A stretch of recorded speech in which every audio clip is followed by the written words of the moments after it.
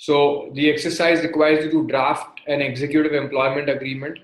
Phineas and Ferb Private Limited, located in MI Land, which has similar legal framework to that of India, want to hire Dr. Hines as the CEO of the company. Following are the terms and conditions agreed between them. It is agreed between the company and Dr. Hines, or his name is Doof, also known as Doof, that he will be appointed as the CEO. Location of employment is in MI Land, but he has to visit other offices too if the company requires. Remuneration and benefits will be determined in accordance with the same.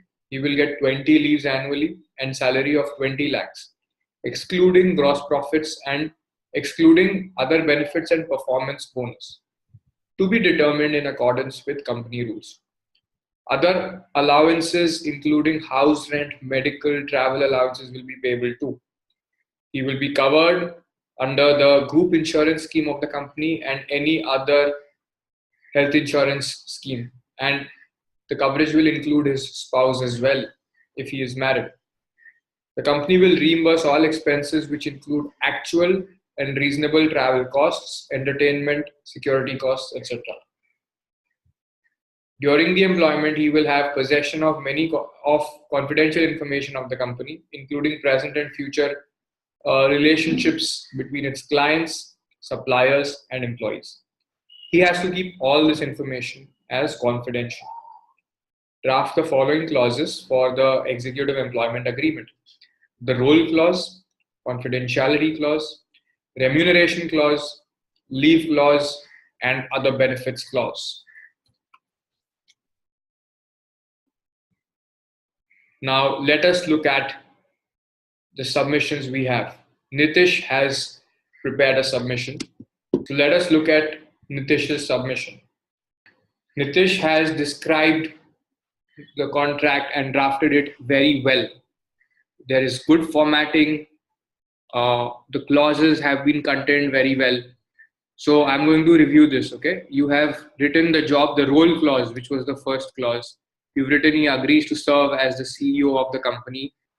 He shall work at the head office of the company and can be relocated to other branch offices. And he agrees to perform any other functions that the board may assign.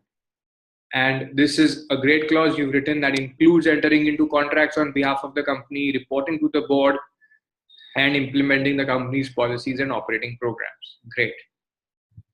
Confidentiality, again, very well written. Okay, you have ensured that confidentiality, you've explained what is the aspect in the relationship that needs to be kept confidential. You've explained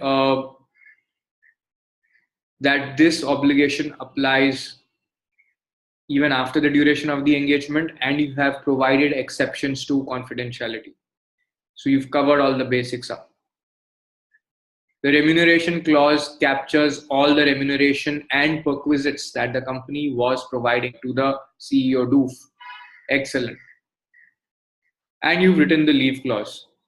Now note that it's great you've added the signature page and the title page and the names of parties, but the clauses do not complete the relationship. Like, this is 4 clauses, but this is not the complete employment agreement. A typical executive employment agreement will have many more clauses, and if it does not have special clauses for CEOs, such as getting ESOPs, gardening leave, severance compensation, all of that, these are certain unique clauses which are applicable only to a executive employment agreement. Even in that case, there are certain boilerplate clauses, dispute resolution, termination.